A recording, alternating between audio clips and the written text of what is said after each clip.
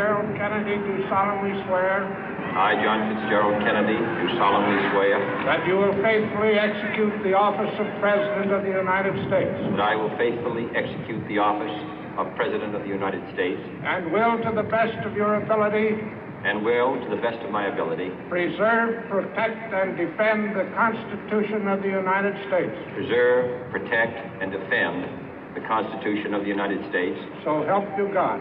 So help me God.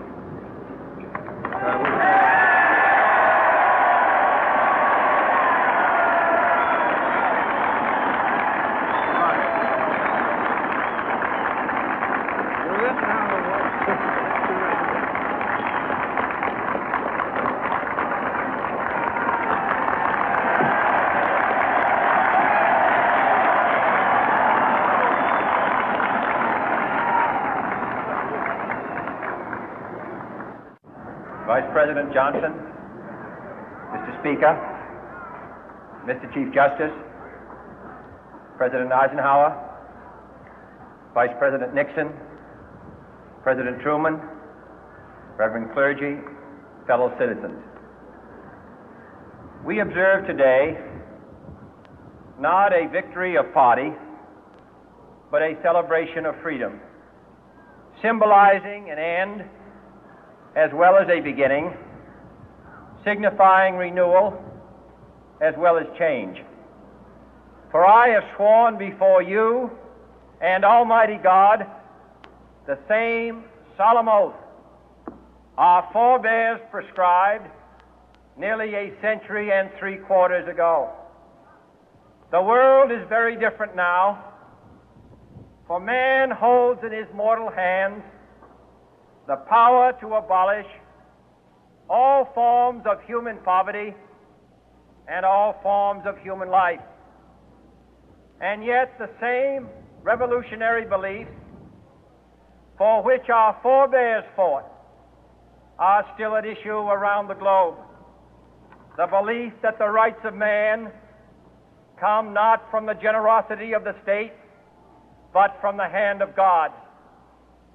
We dare not forget today that we are the heirs of that first revolution.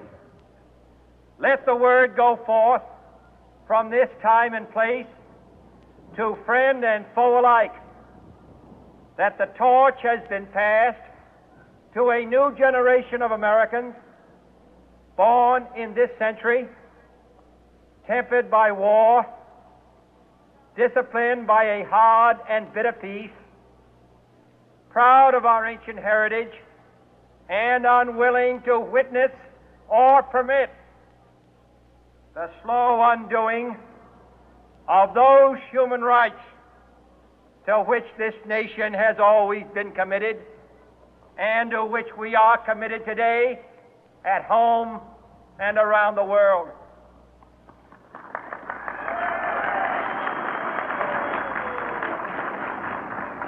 Let every nation know, whether it wishes us well or ill, that we shall pay any price, bear any burden, meet any hardship, support any friend, oppose any foe to assure the survival and the success of liberty.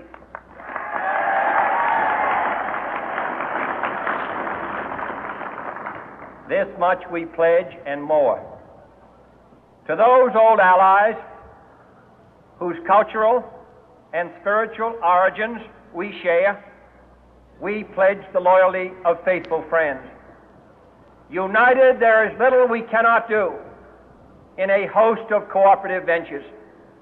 Divided, there is little we can do, for we dare not meet a powerful challenge at odds and split asunder.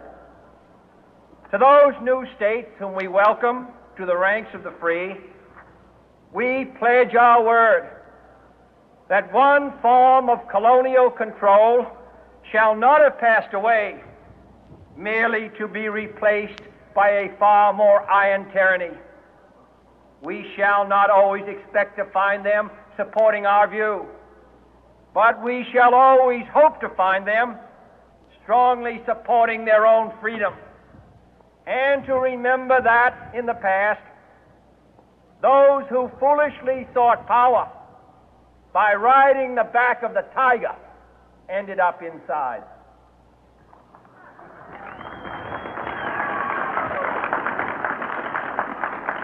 To those people in the huts and villages of half the globe struggling to break the bonds of mass misery, we pledge our best efforts to help them help themselves for whatever period is required, not because the communists may be doing it, not because we seek their votes, but because it is right.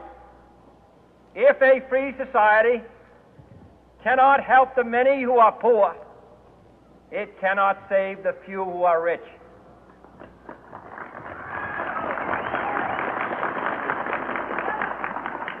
To our sister republics south of our border, we offer a special pledge to convert our good words into good deeds, in a new alliance for progress, to assist free men and free governments in casting off the chains of poverty.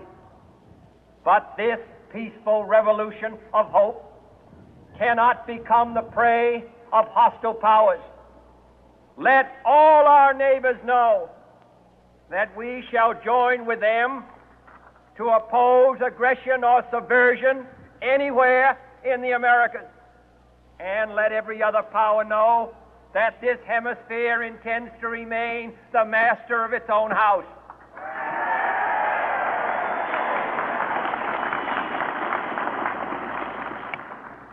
To that World Assembly of Sovereign States, the United Nations, our last best hope, in an age where the instruments of war have far outpaced the instruments of peace, we renew our pledge of support to prevent it from becoming merely a forum for invective, to strengthen its shield of the new and the weak, and to enlarge the area in which its writ may run.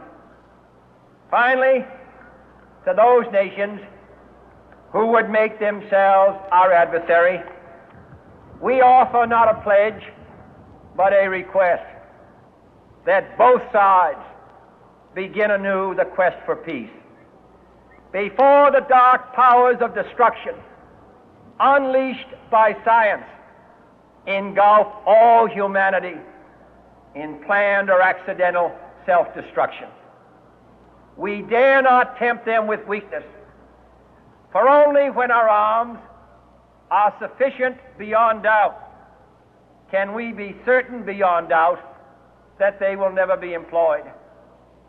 But neither can two great and powerful groups of nations take comfort from our present course, both sides overburdened by the cost of modern weapons, both rightly alarmed by the steady spread of the deadly atom, yet both racing to alter that uncertain balance of terror that stays the hand of mankind's final war. So let us begin anew, remembering on both sides that civility is not a sign of weakness, and sincerity is always subject to proof. Let us never negotiate out of fear, but let us never fear to negotiate.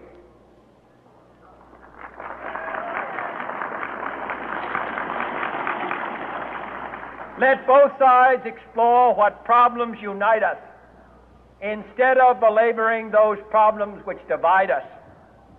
Let both sides, for the first time, formulate serious and precise proposals for the inspection and control of arms, and bring the absolute power to destroy other nations under the absolute control of all nations.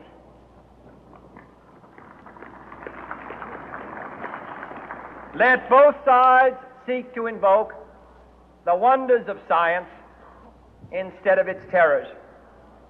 Together, let us explore the stars, conquer the deserts, eradicate disease, tap the ocean depth, and encourage the arts and commerce.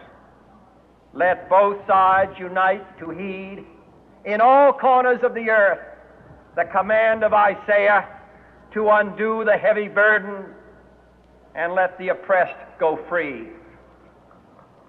And if a beachhead of cooperation may push back the jungle of suspicion, let both sides join in creating a new endeavor, not a new balance of power, but a new world of law, where the strong are just and the weak secure and the peace preserved. All this will not be finished in the first 100 days, nor will it be finished in the first 1,000 days, nor in the life of this administration, nor even perhaps in our lifetime on this planet. But let us begin.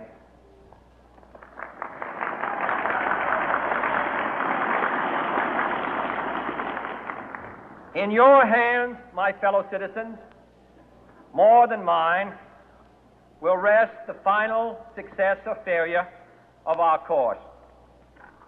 Since this country was founded, each generation of Americans has been summoned to give testimony to its national loyalty. The graves of young Americans who answered the call to service surround the globe. Now the trumpet summons us again, not as a call to bear arms, though arms we need, not as a call to battle, though in battle we are, but a call to bear the burden of a long twilight struggle, year in and year out, rejoicing in hope, patient in tribulation, a struggle against the common enemies of man, tyranny, poverty, disease, and war itself. Can we forge against these enemies a grand and global alliance, north and south, east and west, that can assure a more fruitful life for all mankind? Will you join in that historic effort?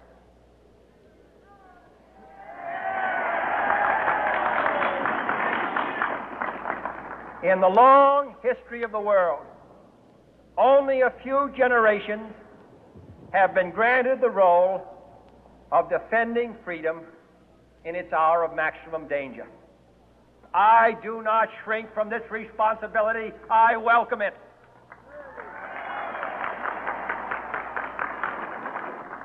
I do not believe that any of us would exchange places with any other people or any other generation. The energy, the faith, the devotion which we bring to this endeavor will light our country and all who serve it. And the glow from that fire can truly light the world. And so, my fellow Americans, ask not what your country can do for you. Ask what you can do for your country.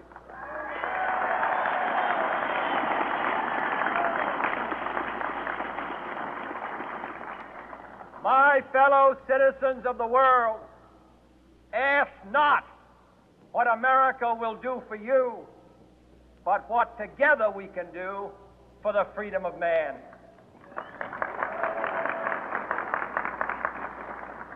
Finally, whether you are citizens of America or citizens of the world, ask of us here the same high standards of strength and sacrifice which we ask of you.